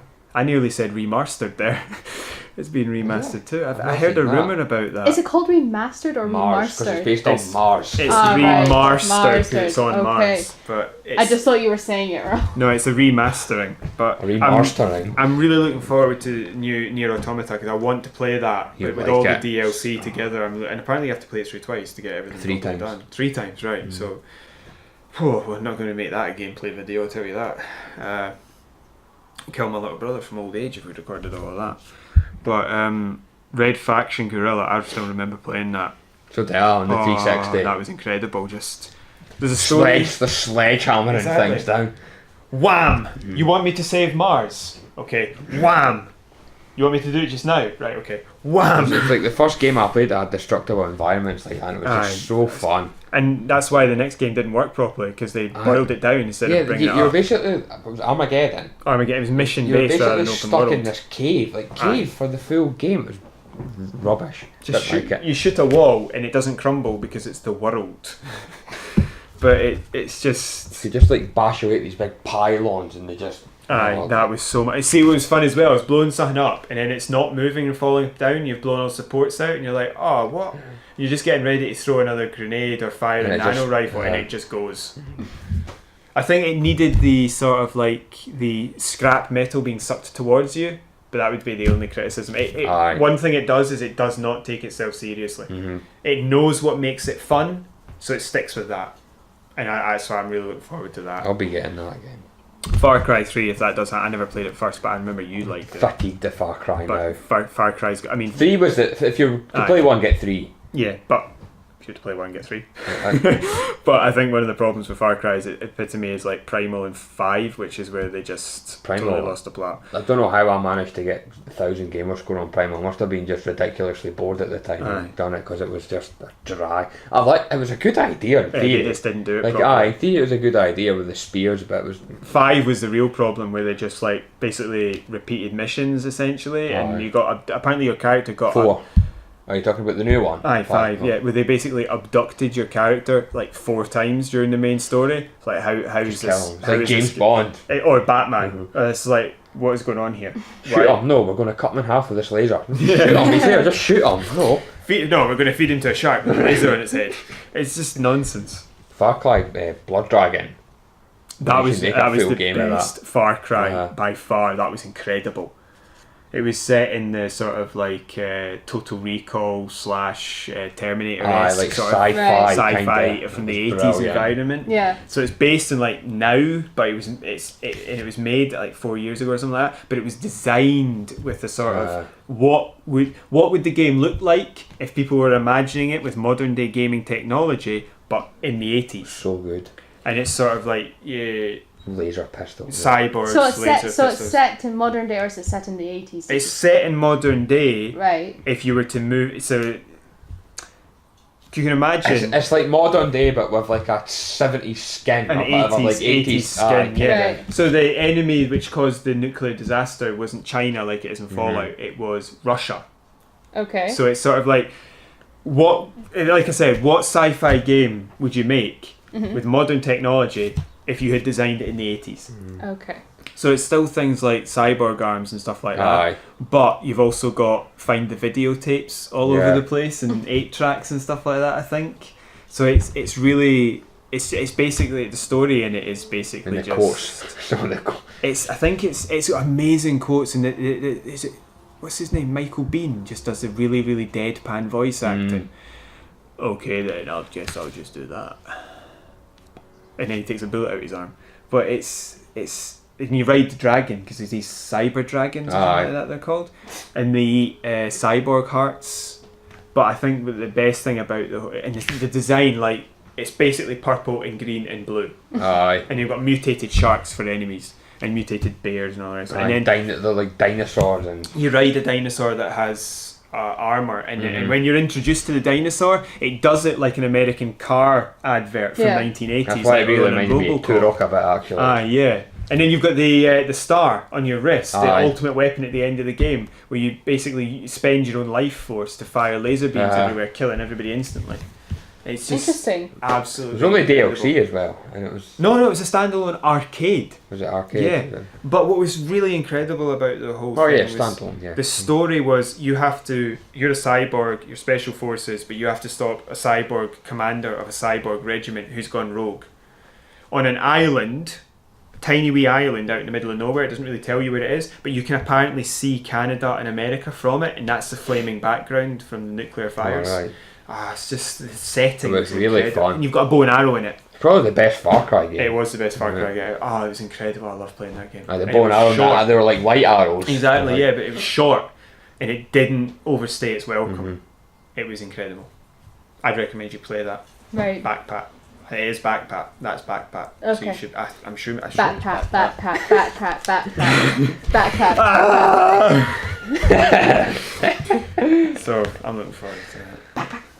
But the thing we always end with is questions that we've had from people. Yes. What So- have we gotten this week? Look, 2 questions here today. The first one we can answer quite quickly. The second one might be a bit of a talkie. But is this site and the podcast suitable for kids? Yes. And the believe answer so. at the minute, yes. We don't swear. We talk about adult themes, but we don't do it with adult We don't go into language. great detail. And we don't go into great detail about too much unless the subject And warrants it. But I yeah. think that's okay for kids because And if you go too far, I'll hit you or something. exactly, there's always the fact that we can replace Just a mild level of violence. exactly, we can replace swearing with grievous bodily harm. But That noise we had when we edited. yeah, we sped up some of the footage from the last. Recording. And there's Yeah. just one point where you guys go meh, but it was like really high pitched. Yeah, and really quick. we sped it up so it goes. So that'll be the noise if she ever hits me. But Okay. No, that's if you ever swear. yeah, because then I get hit. But it's if the topic warrants it and we can't discuss it any other way, and we have to discuss it, then that's up to you to decide, really. Yeah. But it won't be at the moment gratuitous amounts of swearing. But if we're playing something like Grand Theft Auto and it's gameplay Manhunt. footage, or Manhunt, There's a or recommendation for you. Destiny, or something like that, there's going to be adult content in it, so swearing is not going to be a big problem. But it's really up to you to decide. I mean, the best way I ever found when it comes to kids is that you teach them not to swear, but you don't hide swearing from them because then they don't know what they're doing with it when it happens. You just teach them not to repeat it. But I think it's up to you to decide. But I think we're at the moment pretty suitable for kids. The last question is: are phone apps games really video games? Oh, that's good. I think some of them can be, and they've got the potential to be. They just have to take it seriously and not make it like a money-making EA style grabbing scheme. But You see what they've done with Command and Conquer? E3. oh no, I'm just too upset about that. Just they turned that into a money-making. Do you want a Command and Conquer game? Yes. Will Here we you go. give us £462,000 each? No. Then you're not getting one. We're going to release this tiny rubbish version on mobiles and put in lots and lots of tiny purchases. Oh! EA just taking franchises that people care about and then destroying them. It's quite hard. Like, was it Command and Conquer Red Alert? Oh, Space! okay. With Tim Curry. Oh, the cuts. Yeah. Oh, they were amazing. Space! They were amazing. Anything with Tim Curry in it is And they've amazing. just utterly destroyed that. It's just annoying. But see, I think one of the things that stops it being a game isn't necessarily the microtransactions. I think it's the saves. If you uninstall an app from your phone, a lot of the time the save will go with it. Yeah. That's not It video does. game for me. See, I think. I mean, you could say that because like Game Boys as well, or the 2DS. It's kind of. I know, but they're games, aren't the they? save They're- is you're not uninstalling the game and losing the save files. Save files kept in the cartridge or something. It's phone where you'd install the game and the actual thing goes. The save actually goes. See, in my opinion, games for phones are specifically made and built around microtransactions. Well, yeah, they were originally clickers, I think they're called, where you just click to make the numbers go like higher. Candy and Crush and faster. stuff is fun for people. People like it, but again, it's built and based around microtransactions. There's actually some really fun games I like to play, like Star Wars Galactic or Galaxy Heroes. That's pretty fun. Yeah. There's the Yu-Gi-Oh card game. That's fun. You don't South have Park to one, buy. though. Yeah, you don't have to buy the microtransactions, but you can tell that they've But the geared game it is to annoy you into buying them. yeah. You know? Well, most of the games I've played on my phone are just time wasters. You know, They're Temple not- Run. They're not not proper video games. They're games. just like But- Candy Crush. Or I uninstalled Candy Crush on my phone because I was spending too much time on it. High five.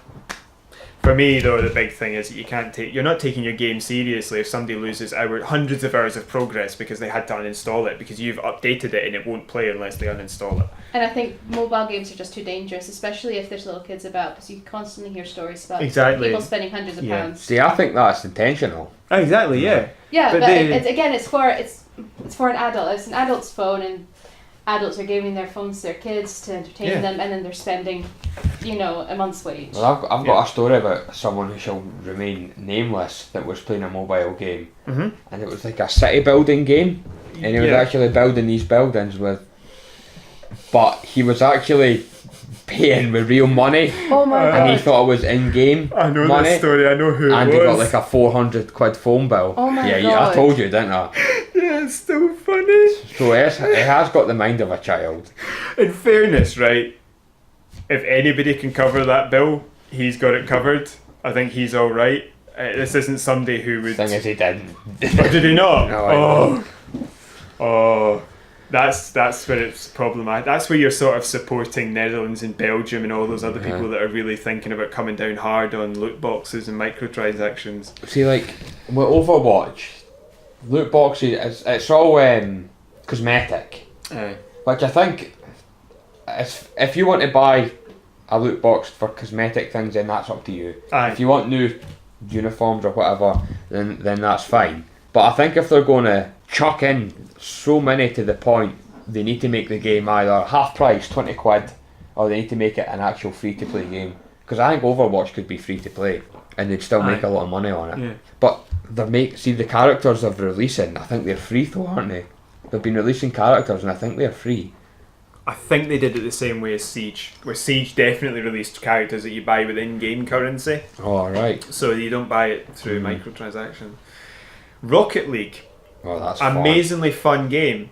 It's like packed full of microtransactions. It is now. It never used to be. But in fairness to them, that's a cosmetic for your car. Yeah. You can completely ignore it. Well, I need to admit, I bought, but I think they're like licensed cosmetics because I bought when I was playing it on the PlayStation. We used to play a few people from work every now and then. I bought like a Mad Max truck. Yeah. And I had it because it was just so good. It was like 80 pence. It was like it's 80 pence just for the sake of it. The cheapest DLC I ever bought was 69 pence for Star Wars: The Force Unleashed 2. Do you remember? The Ewok one. The Ewok one. The Ewok one. You run up and you do a Sith punt, right? Where you grab the Ewok, which is basically a tiny bear, and you boot it into orbit. In Breath of the Wild, you've got at night. You've got skeleton versions of normal enemies. So you can attack them and their skulls fall off, so you can actually pick their skull off and like boot it off a cliff or something. Yeah, so but do they not recompose if you don't kill them? Yeah, break them up? if you don't do something with the head, like get rid of the head, they all come back together. Oh, that's cool. And if you kill them, you can use their arm as a weapon. And if you've got it like holsters, their fingers still move, like their fingers are still moving on their back. It's pretty cool. And if you attack a chicken 3 times, you get swarmed by chickens until you die.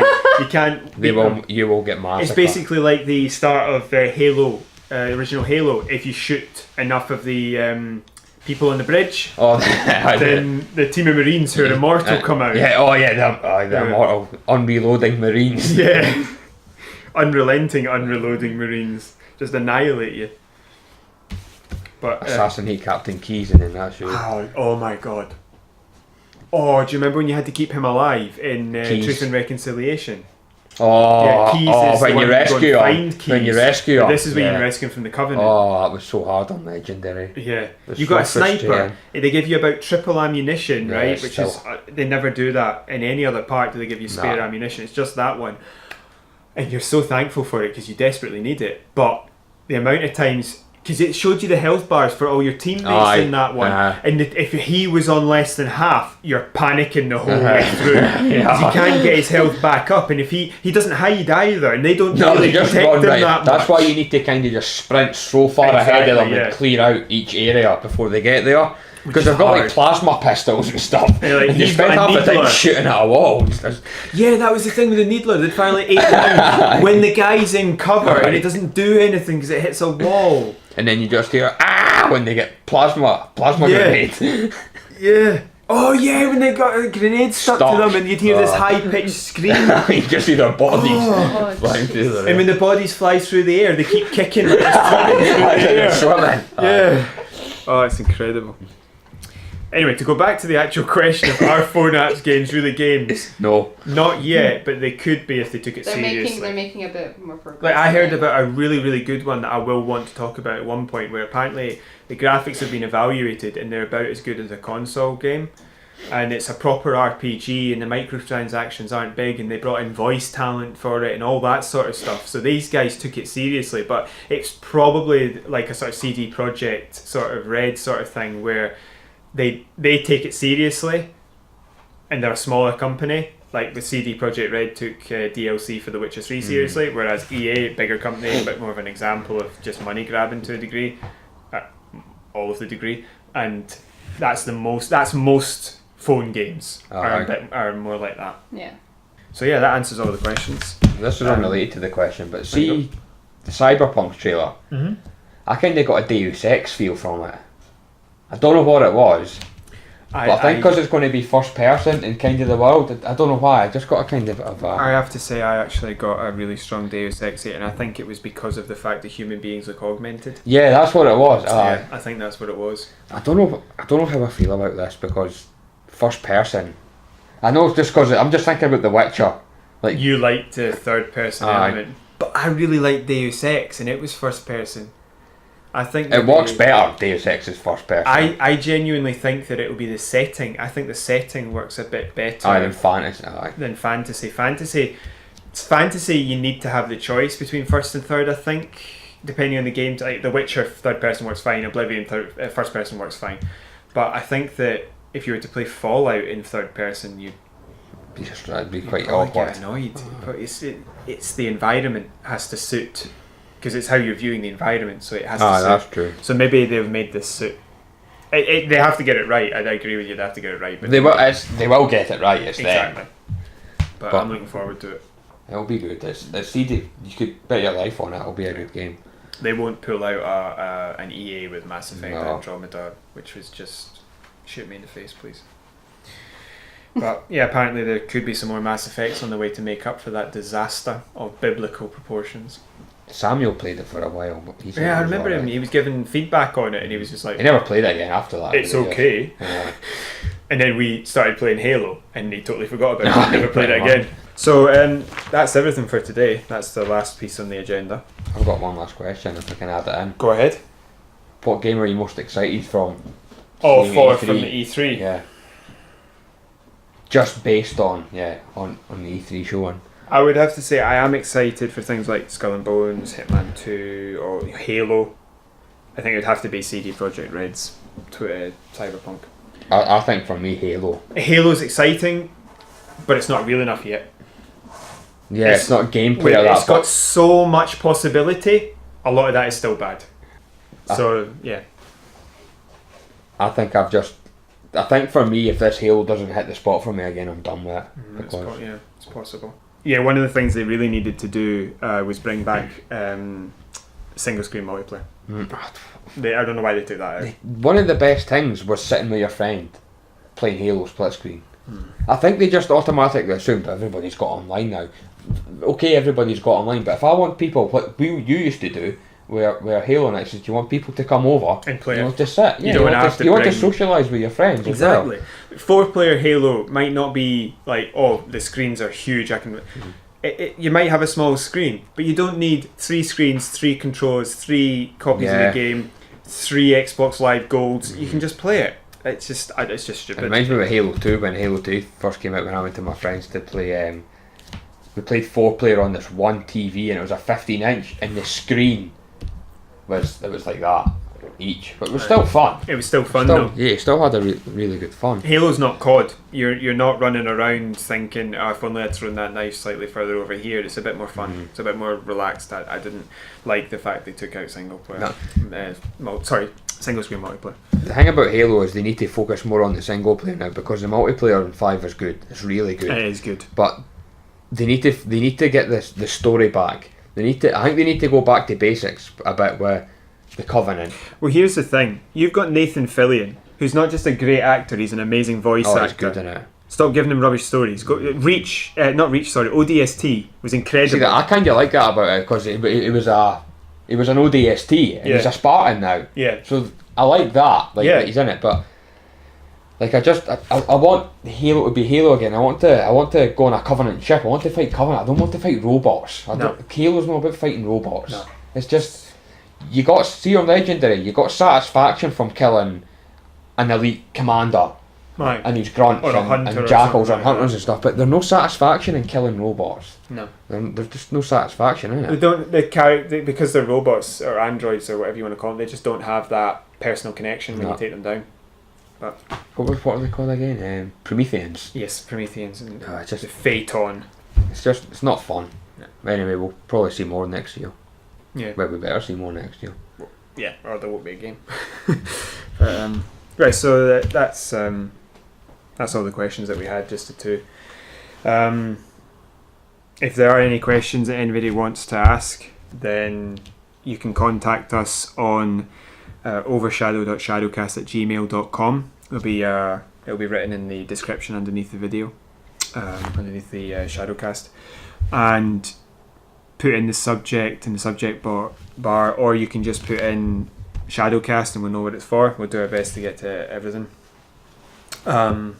Also, feel free to, if you enjoyed this video, to like and subscribe on YouTube and check out our Facebook page at overshadow.shadowcast. And all that's left is for me to say thank you Yes. to thank you. Abigail Moat, our tech wizard, and to our special guest, Yes, thank you for coming along. You are very welcome. James Gray. All hail James Gray. All hail. And yeah, we hope to see you again next week. See ya. Bye. Bye bye.